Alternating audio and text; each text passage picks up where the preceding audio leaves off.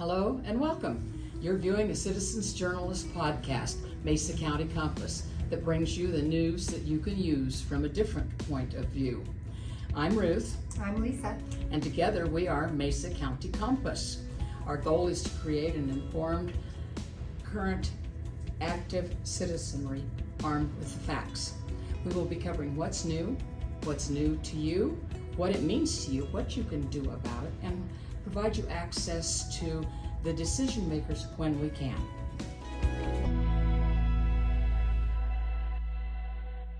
Welcome to Mesa County Compass. This afternoon we're interviewing Mr. Ron Hanks, who is running for Congressional District 3 in our area, and we would like to have some more information about you, Ron. Would you please give us some background on yourself and why you got in the race, those things? Well, thank you both for the opportunity to come and join you here for a while. So I'm Ron Hanks. I'm running for Congressional District 3.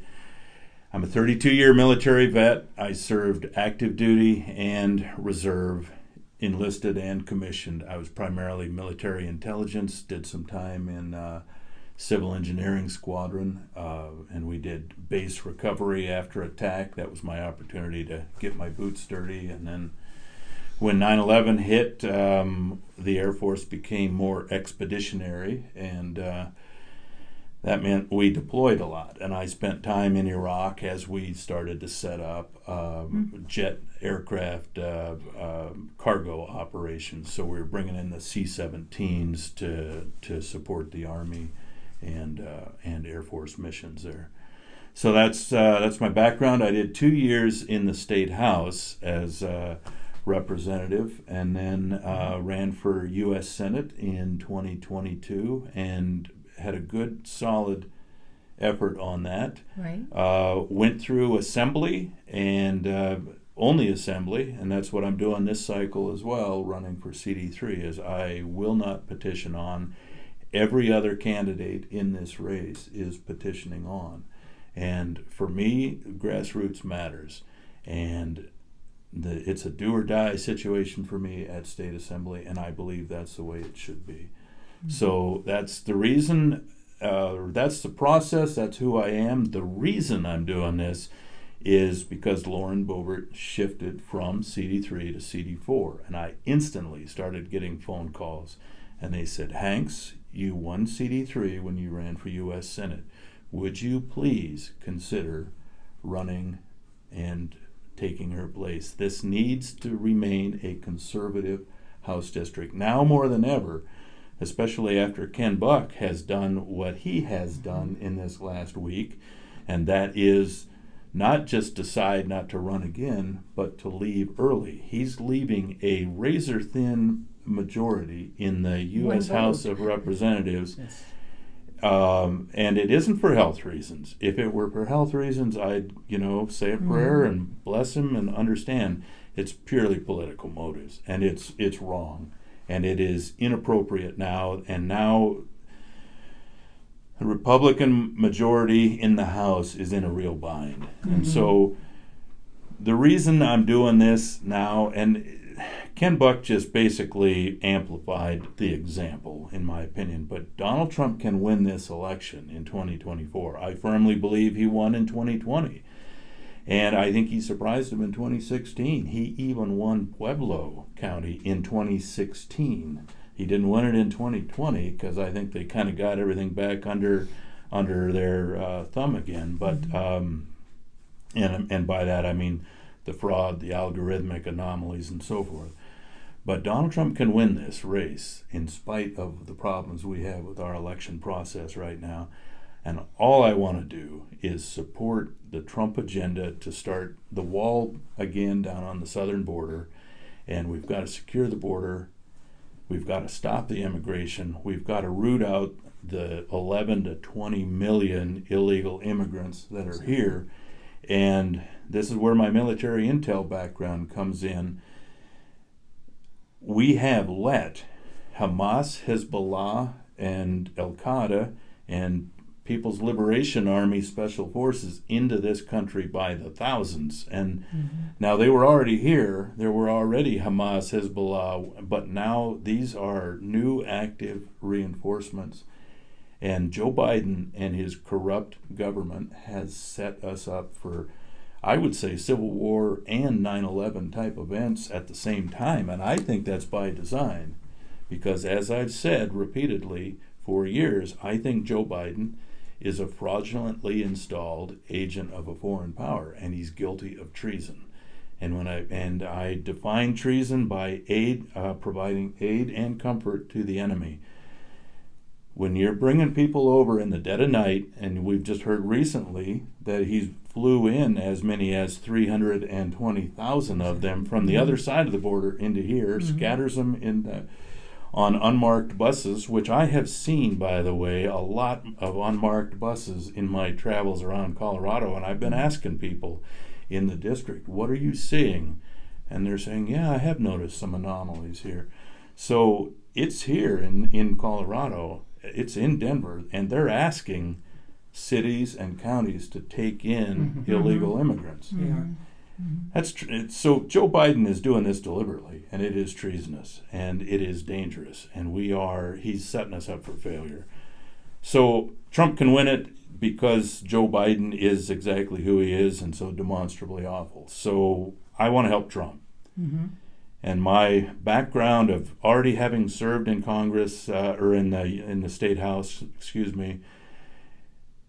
prepares me for this, unlike any other candidate out there.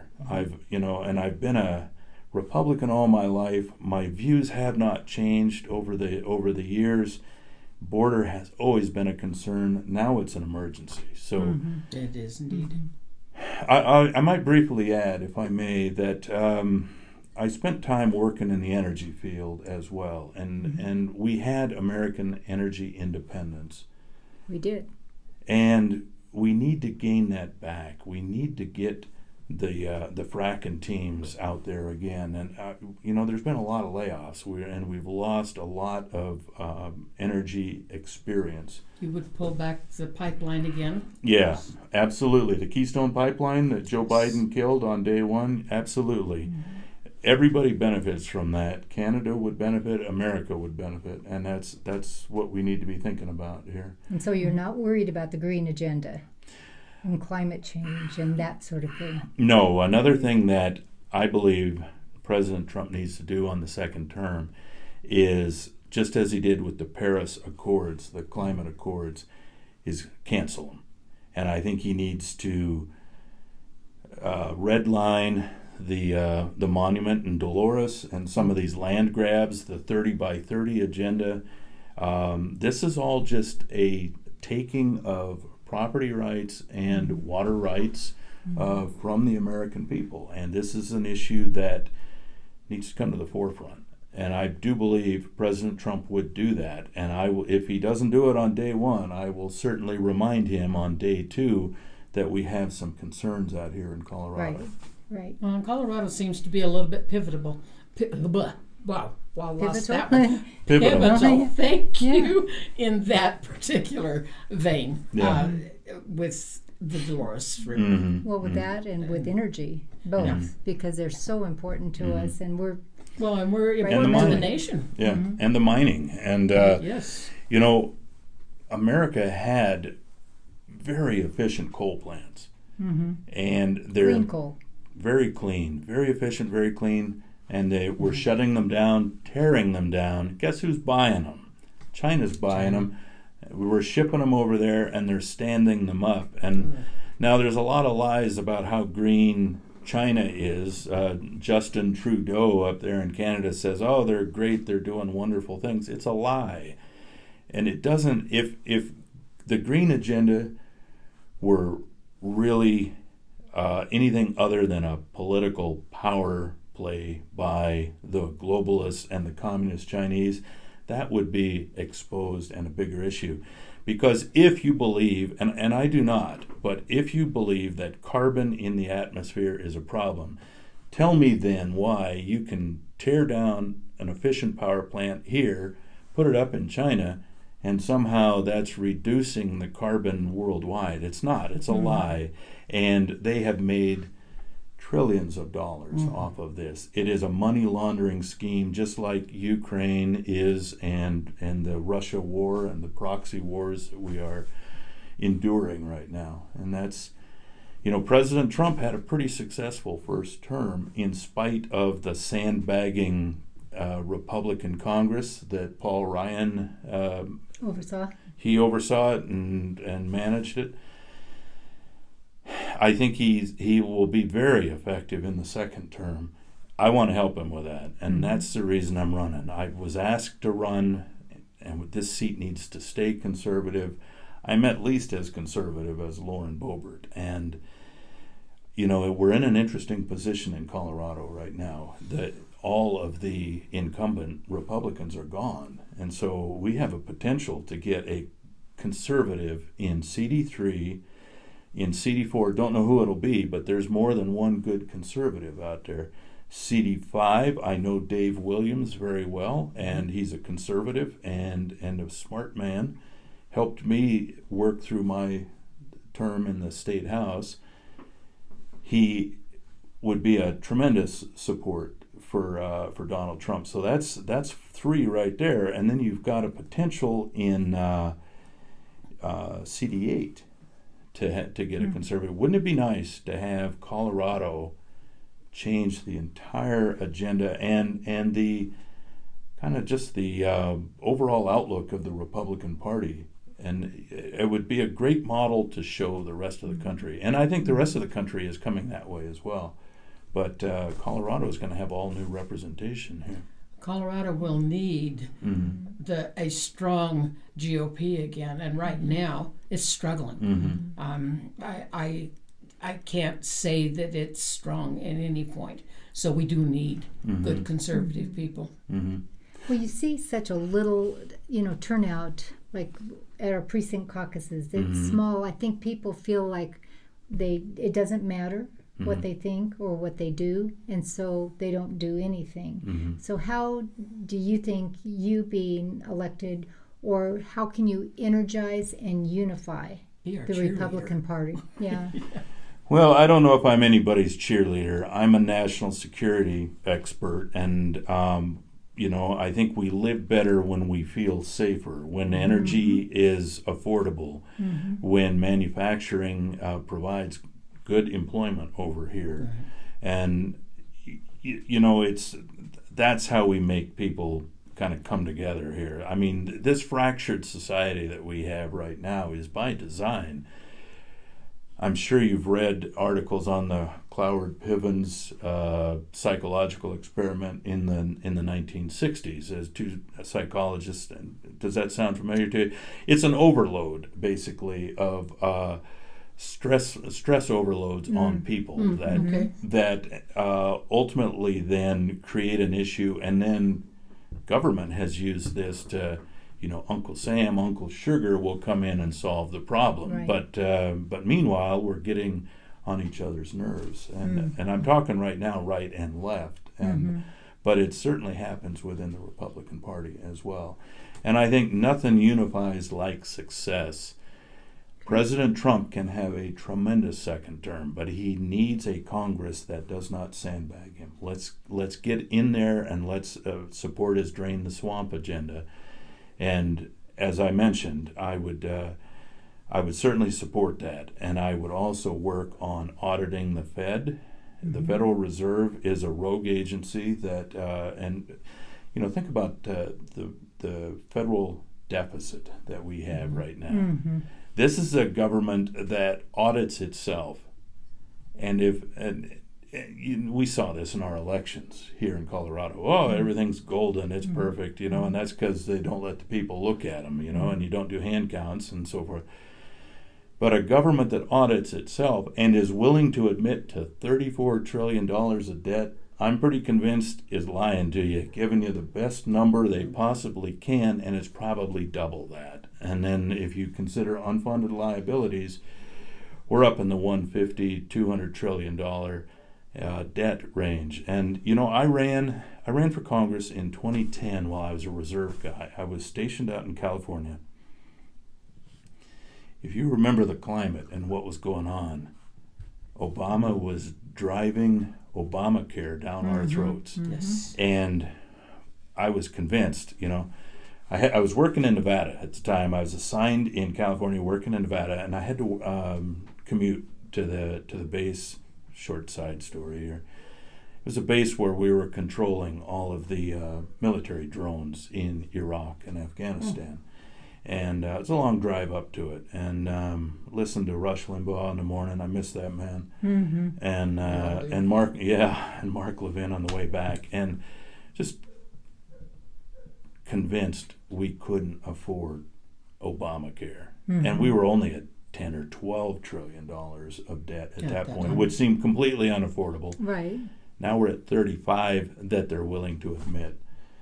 We've got to audit the Fed. We've got to audit every single department in the executive branch. And I'm talking no more continuing resolutions, no more omnibus spending. We look at each department and we evaluate the budget and vote on it. And you mentioned earlier, Lisa, and I do have a sheet for caucus here, that one of the things we need to do to make a better legislative format and a more responsive government is, let's have a budget for every department, and let's have every bill be a single issue, and any amendments on it are germane to the initial issue. You don't do a defense pork barrel spending on an ag bill and things like that they can do right now. Or even a better example is Ukraine-Russia funding while they're trying to build a border legislation, which, by the way, they don't need.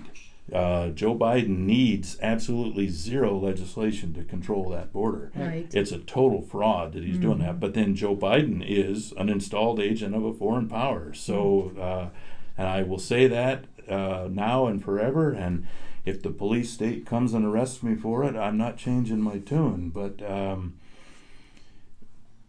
bottom line, there is hope in this. I mean, as a military, that's what we need. As a military intelligence briefer, the old byline was, we bring the enemy to the commander's desk, and tell him what we think he might do, and that certainly was the case in the Iraq War and the war in Afghanistan, global war on terror.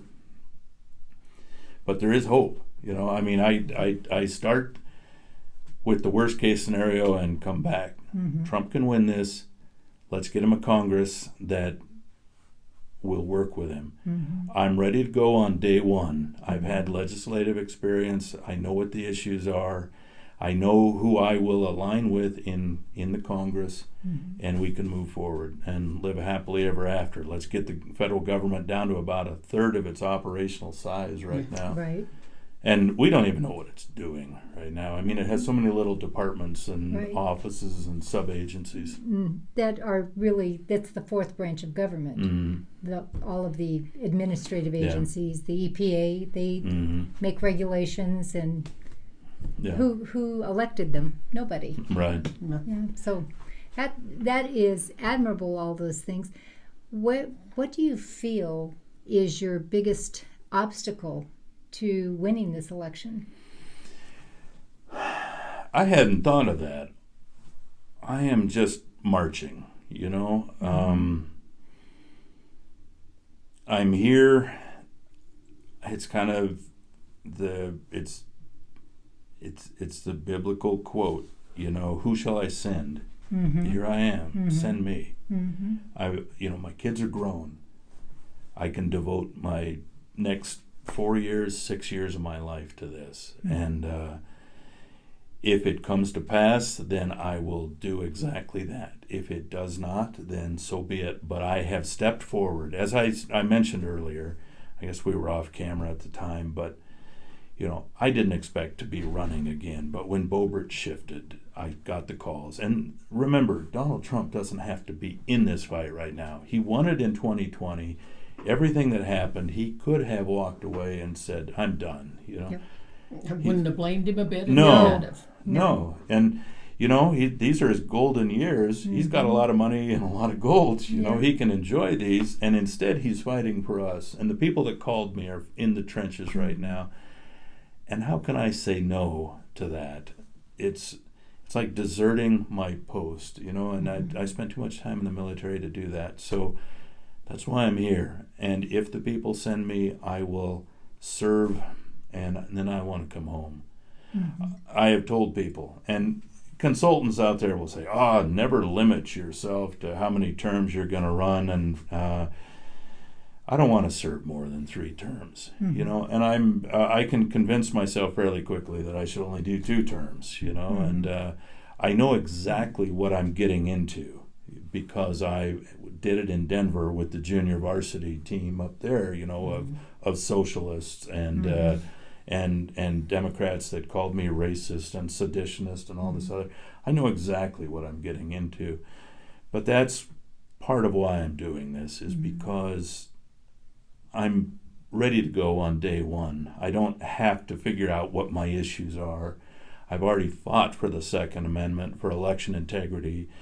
I fought for tax credits for school choice when I was up at the State House, and I fought in the longest floor fight in Colorado history against the Democrats' abortion bill. And, you know, I am grounded. I know where I stand, and I am not going to be moved. I think that's what we need right now. We do, indeed. Right, and people to know that. So how do you think, as far as our side of the mountain, because you're from the other side of the mountain, how do people receive you, and how do you get so that people over here feel like, well, he's over there and he'll never hear what we're saying or what we're doing? How do you win those people? Well, the first correction to what you're saying, Lisa, is I've got residents here in Mesa, in Grand Junction, and I have always been intrigued for...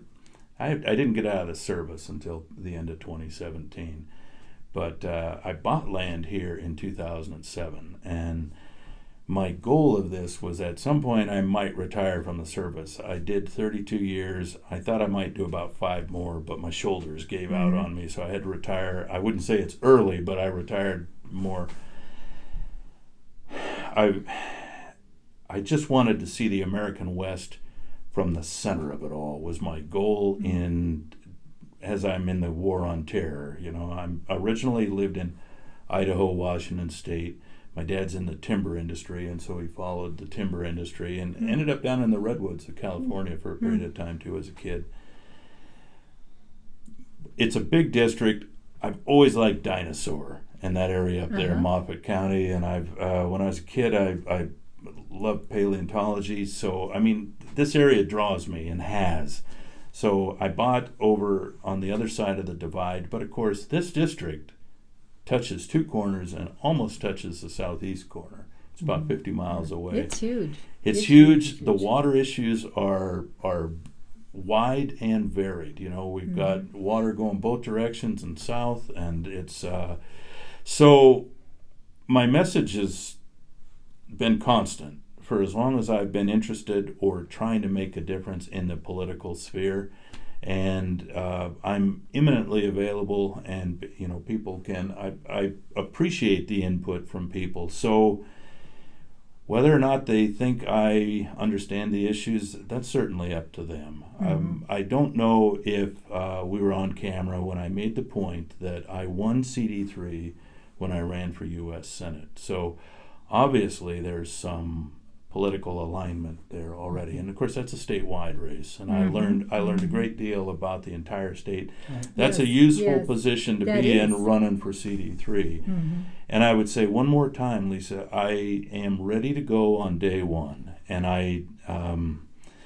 my area of expertise is national security, but everything right now that is an emergency is national security: the border, immigration, energy, manufacturing, and yes, agriculture, because food and our food supply is national security, and we need water to and we've lost our supply chain on a lot of our food sources and foodstuffs.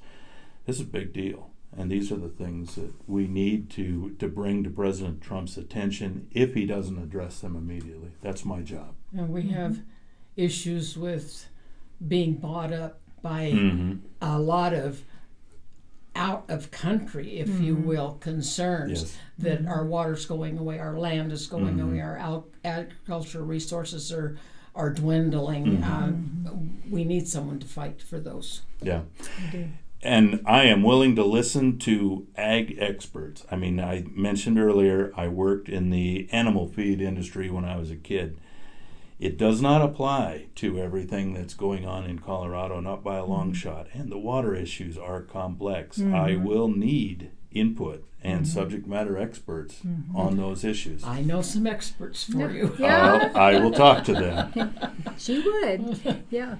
But I think it's more just the idea that you're fighting for us, but if we need to, we want you to vote some way on a bill that we feel like there's a way that you heard what the bill was and you address with whether it be through an aid or just in some way keeping people in touch and not sending out. My thing that I hate the most is when the Republican Party sends out a survey and says, and donate. And the questions are stupid. Do you like illegal immigration of millions and millions of people? Well, duh. You kind of want to put yes, just to be a smart aleck, and just to say, what don't you want to know what you're representing us, and you need to hear us. Yeah. You need a way to hear us. Do you ever get the very real sense that every one of those you open up, they toss it into the shredder, right? And they look to see if you enclosed a check, and it is maddening. And I totally agree with you on that. I will say this: one of the joys of this campaign has been setting up the website. I may as well plug it. It's you should. hanksforcolorado.com, and it's hanksforcolorado.com. When people sign up, it took me about a week to figure this out, but we ask for their top 2 priorities in this district. Water comes up, border certainly comes up, government overreach comes up, and there's going to be more, but as President Trump's third term progresses, but those are the triage issues, in my opinion, right now. And I can't remember where we were in this. I know. But we were blessed with a lot of water right now in the snowfall. California's got a lot in the mountains, and maybe the water issue. God gives us a reprieve for 1 year on this, and let's work on everything else first. Right. People have asked me about pro-life at the federal level, and that was my next question. Was it? Okay, perfect. So. I'm like Kreskin here. Yes. So, the mighty Kreskin. Yeah, right. So, what I have told people, and I've had to think about it a little bit because pro-life is important to me, and I fought for it. I would help anybody else in the state or in the House of Representatives that wants to run a bill about pro-life issues. But I will focus on the national security priorities based off of my experience. So I mean, if people want to get into that, I'm eager to see what they're trying to accomplish. Right. But I've got a record on this already. We were there for 27 hours in the Colorado State House fighting against the Democrats' abortion bill, up to 9 months and a day. I mean, they were. It's hideous. It's hideous. Terrible. Yeah. Terrible. And Roe v. Wade and the overturning of it was a great thing. If people want to do more, I want to listen to it, but I need to focus on the border, immigration, energy, manufacturing, agriculture, water. Save the United States. Yeah. You want to save babies too, but at some point it's just an issue to antagonize and to defeat people. Yeah. It's one that they say, well, we'll throw that up, and that's how we'll keep conservatives you off guard. All the time. You keep you off center. And that's another thing I might suggest to you is I've been under fire already. I know what it's like to be lied about, and by the Democrats and by some rather shifty Republicans out there. And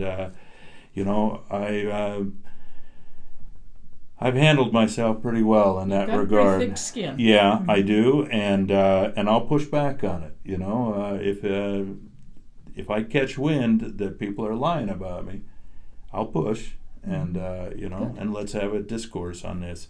So I think it's going to be a lively primary. I think it's going to be a lively general election.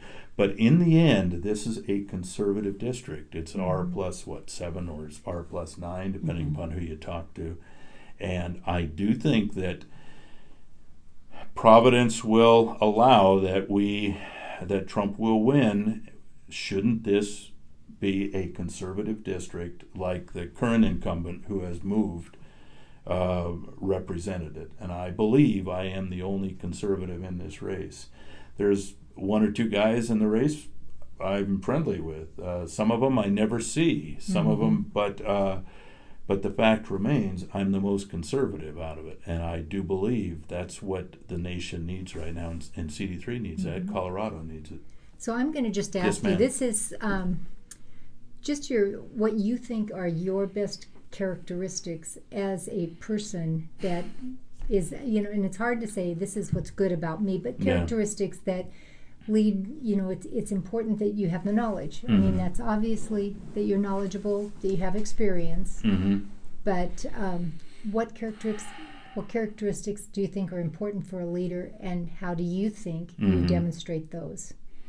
That's an easier question than some of them, like, if you were an animal, what kind of animal would you be? Yes. But it's still a hard question. Yeah. I think the opposition, the enemy, portray me in 180 degrees, diametrically opposed to who I actually am. I'm a courteous man.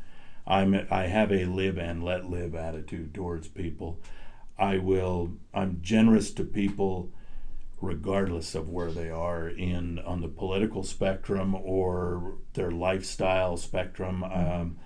But I maintain my convictions. I mean,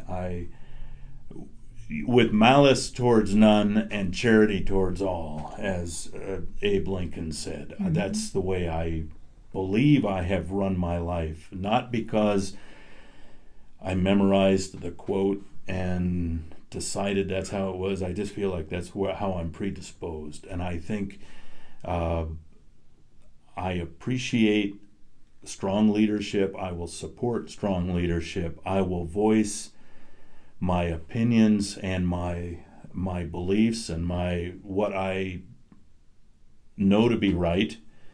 And I think that's another one from Lincoln, is to do what's right as God gives us to see the right. And that's who I believe I am. And I will give advice to people, but it's a military concept too.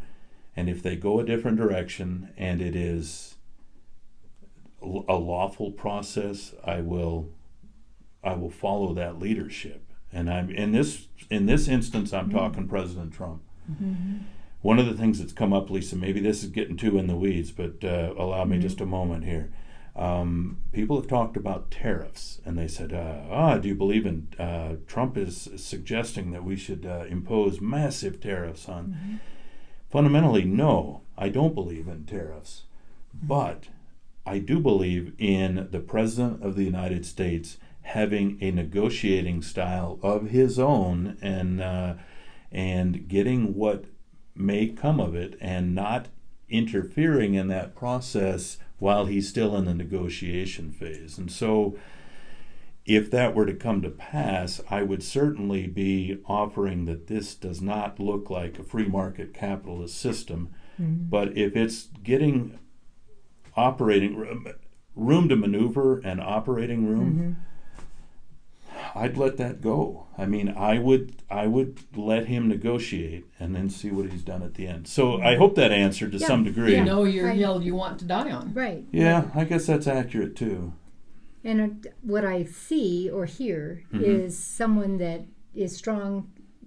They are thick-skinned, like Ruth said, that if I say, well, you're a racist, you're going, okay, so call me a racist. That's your opinion, but that's not how I see myself. And just moving on and having integrity and conviction and just not letting people stand in your way, but yet listening. Yeah. Is that pretty accurate of how I you would feel say you are? I would say it was and is and one more addition to that, if I may. I went to January 6th. I had just been elected in November of 2020, and I went to D.C. Something compelled me. Something hit me and said, "You need to be there." And so I drove out there, and it was. And President Trump, we sat there and listened to him. We sat in the cold, shoulder to shoulder for about 6 or 7 hours. And he said, go to the Capitol and peacefully express yourselves. And when I came back and was sworn in to the State House in Denver, one of the Democrats got up and said I was an insurrectionist, and Jay Sixer. Yeah, Jay Sixer, and they labeled me before they knew who I was, and they hated me before they had any, and that's okay, because that's the way they want to operate as a political party. The Democrat Party has been completely co-opted by socialists and communists and globalists, and that is the way their minions operate. But I could still have a conversation with many of them, and so I think there's a misperception that and even some of the soft establishment Republicans in the House and in the Senate had nothing to do with me. Fair enough, that's who they are, and if they want to read me that way, now I know who they are. Right. And I will continue to move forward, and it's do what's right as God gives me to see the right, and I think that has worked well for me. So. You know your enemy, you keep them close at hand. Yeah. Well, know what they're doing anyway. Yeah, exactly. Yeah, exactly. I mean, I would rather work rather than the infighting of within the party and so forth. I would rather just work with the people with whom I respect. Right. And right now that's Jim Jordan, and that's the Freedom Caucus, and that group there. I'm not sure Freedom Caucus is what it was a few years back, but we have an opportunity to rebuild it, and I'd like to do that. Okay, that sounds good, because I know that it has fallen away. So I know that it needs to be strong again. Yeah. Well, I think we know who you are, and I appreciate that. I like somebody that's just forthright and gives it. Then it just becomes a matter of getting the word out. So, and we hope to do that with this. Yes. Well, thank you. Yeah, I appreciate the opportunity to come and spend time with both of you, and we'll get the word out, and we'll move this race forward, and I think CD3 will remain a conservative bastion, and it needs to be. It needs to be one of the ramparts in the United States for conservative thought. And, if I may, I don't know if you're ready to shut the cameras and the lights and get out of here. But look at CD5. Since the time I've been in Colorado, and again, I didn't retire from the military until 2017. I was deployed all over the place, and so I'm looking at some of this from afar. But I looked at CD5 and thought, that's a conservative district, and that could have been a soapbox from which to, echo from the mountaintop conservative values. And the incumbent, Doug Lamborn, who just decided not to run again, was as quiet as a church mouse. And what a wasted opportunity that was. And Ken Buck has set us up for a razor-thin majority in the House.